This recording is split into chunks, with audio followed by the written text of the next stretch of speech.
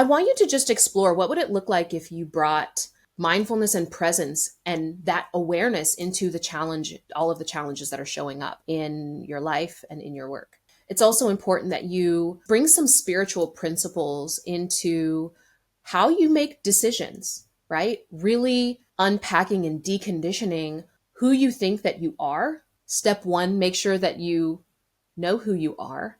Instead of making decisions solely from logic, you want to start to bring some of the spiritual insight that you are gaining into how you make decisions.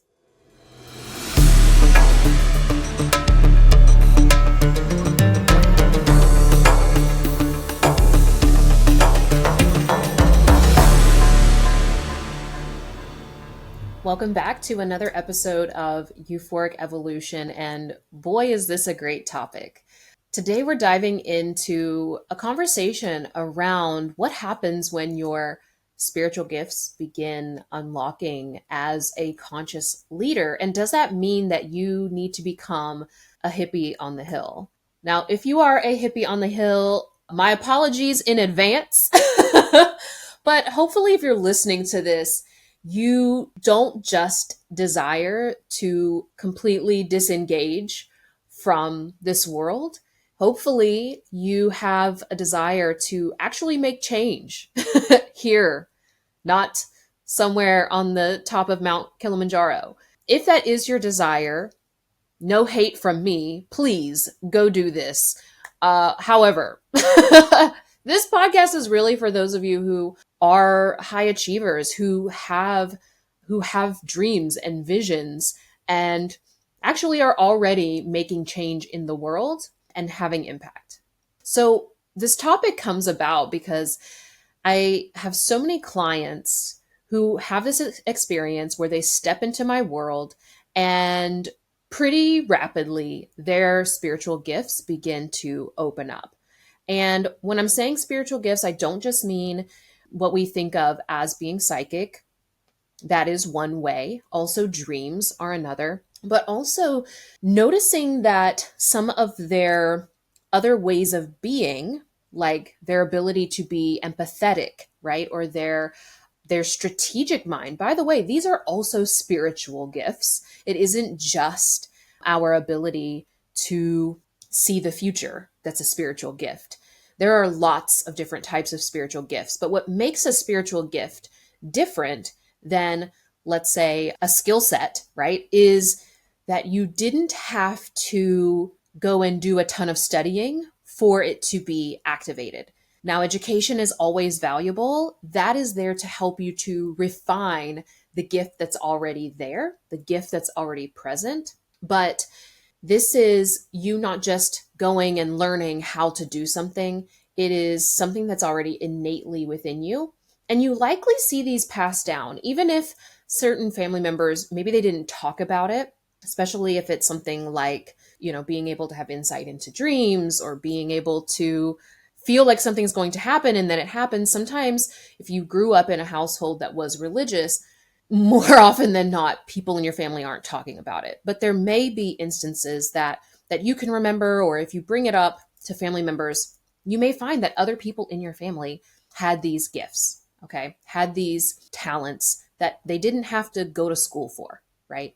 So first and foremost, we have to just do some unpacking ourselves on the inner plane, do the inner work to let go of some of our judgment around those gifts, because most of us have been brought up in a system that tells us, oh, your abilities are only valuable if you worked really, really hard for them, or you went and got your master's and PhD and you've got like 8 million freaking certifications.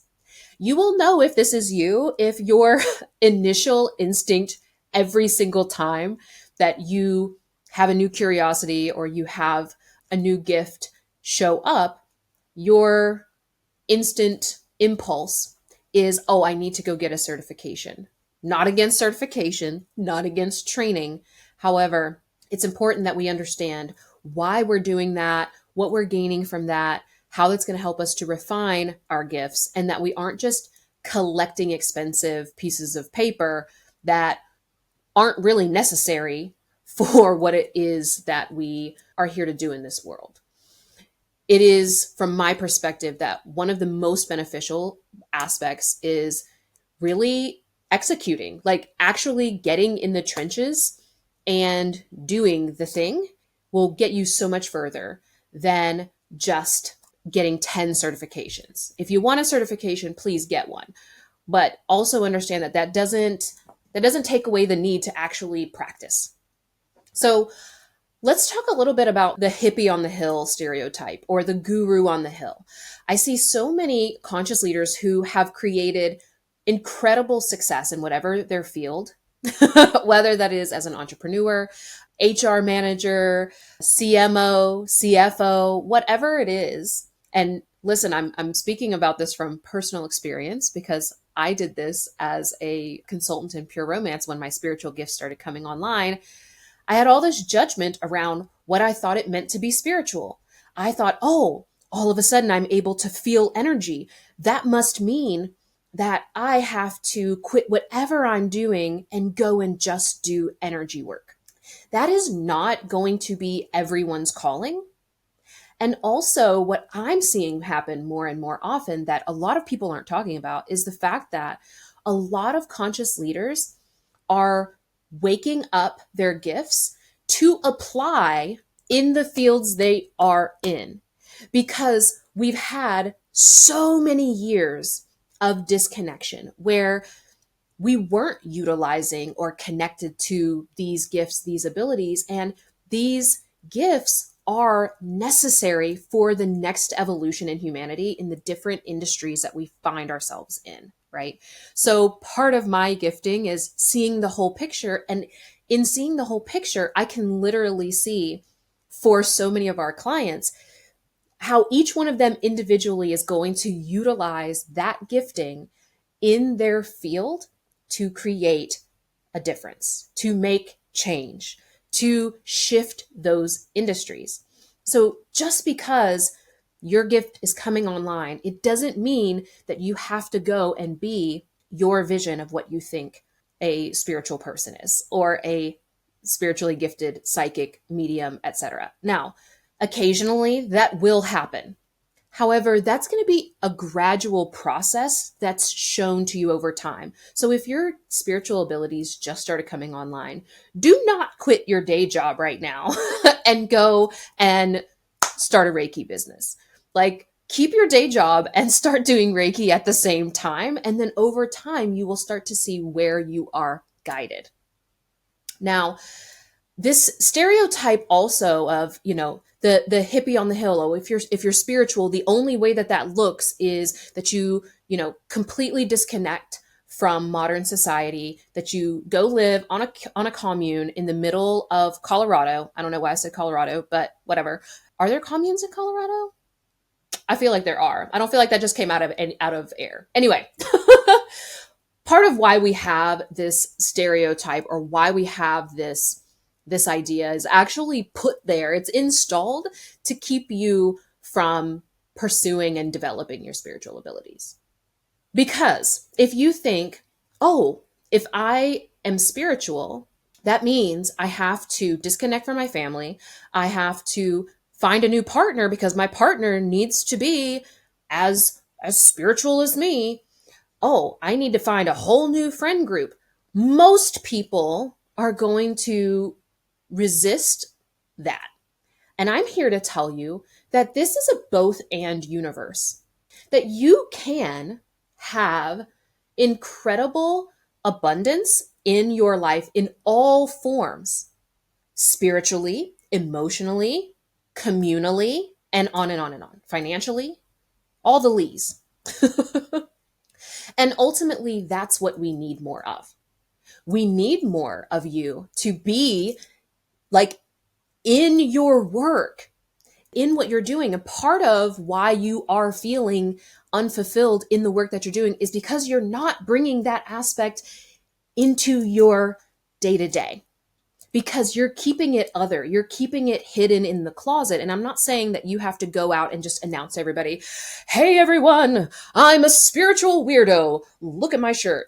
Actually, in Synarchy, we've been talking about making our own t-shirt line because I'm just dropping so many of these ridiculous one-liners, right? And maybe this is the t-shirt that you think that you need to have. I'm spiritual and all I got was this t-shirt, right? This is not at all going to be beneficial for you, honestly. All that's going to happen if you do decide to abandon everything that you've built thus far to go and, live on a commune in Colorado, what is ultimately going to happen is that all of that insight, all of the growth that you're experiencing no longer gets to have an effect where you currently are. And you become over time more and more ungrounded and unable to utilize and integrate that wisdom that you're gaining in a real, tangible way. This is one of the main issues that I for sure am here to solve and to support people in beginning to merge these different aspects of themselves and embodying all of them. I see a lot of really great examples right now of individuals who are embracing their spirituality as leaders. One of that comes to mind that I was just listening to his podcast, and I actually was on his podcast, Dave Meltzer. He's incredible, like incredibly successful. And also he's built a huge following by sharing spiritual principles, but in a very real, grounded, practical way. And he did not go off and become a spiritual teacher or a spiritual worker of any kind. And that's not to say anything against those of you who are spiritual workers, but it is to say that we need grounded spiritual people on this plane. So how can you actually begin to integrate your spirituality in a real authentic way without wearing it as like a badge of honor or leading with, I'm woo-woo? I don't recommend. Don't recommend at all. But I want you to just explore what would it look like if you brought mindfulness and presence and that awareness into the challenge, all of the challenges that are showing up in your life and in your work. It's also important that you bring some spiritual principles into how you make decisions, right? Really unpacking and deconditioning who you think that you are.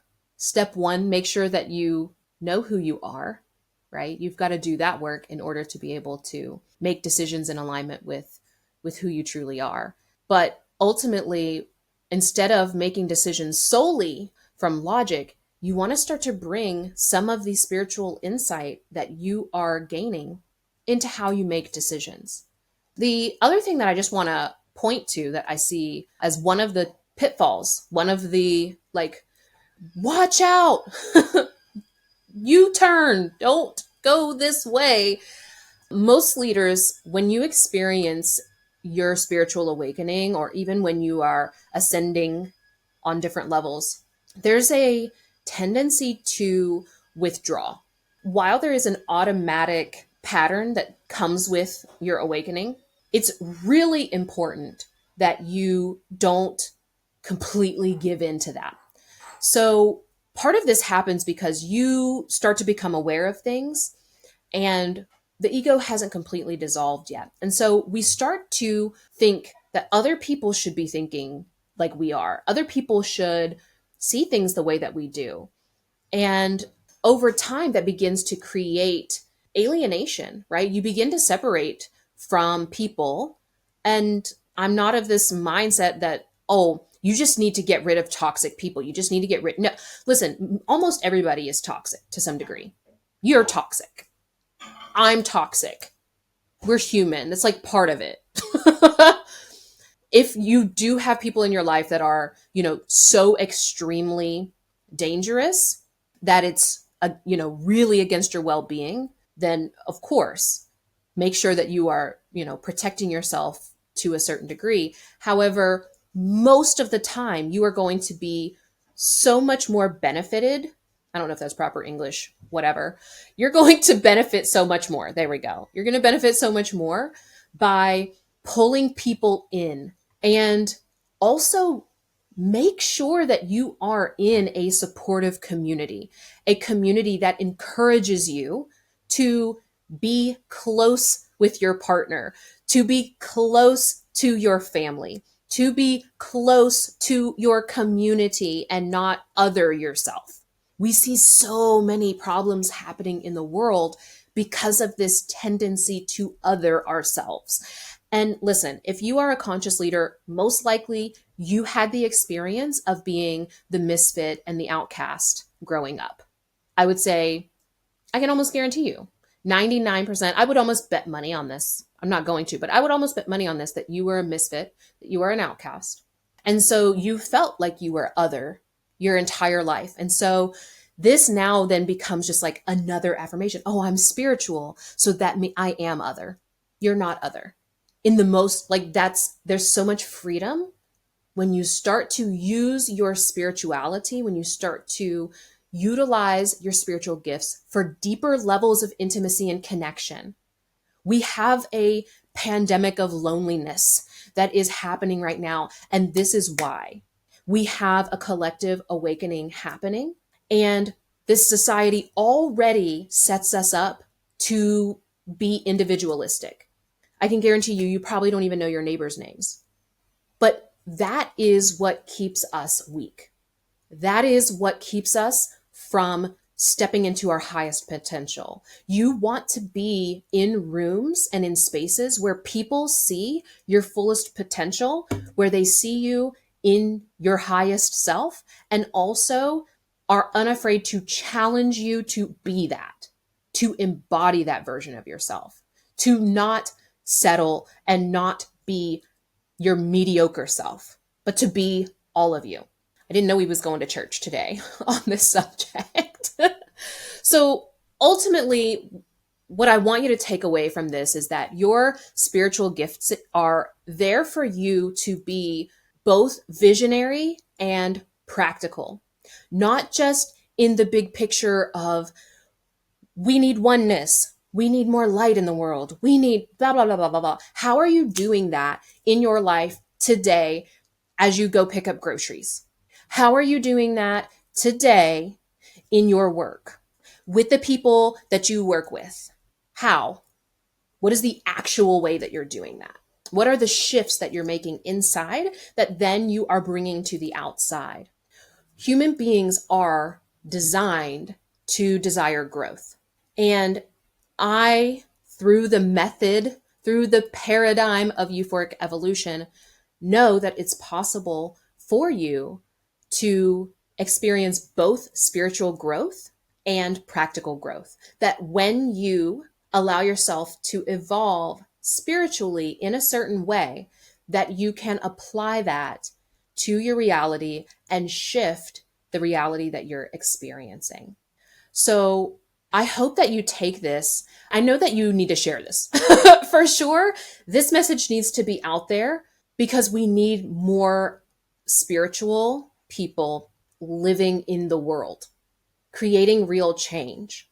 If this is resonating with you and you know that you need support in how you can achieve more with less while being your full spiritual self, be sure and connect with us either at the Royal Shaman or on Instagram at the Royal Shaman. My team is there ready to support you. Also, again, thank you so much for taking just a few minutes out of your day to dive in with me on this topic today. I hope this has been enlightening for you in some ways, and I'll see you next time on the Euphoric Evolution Podcast.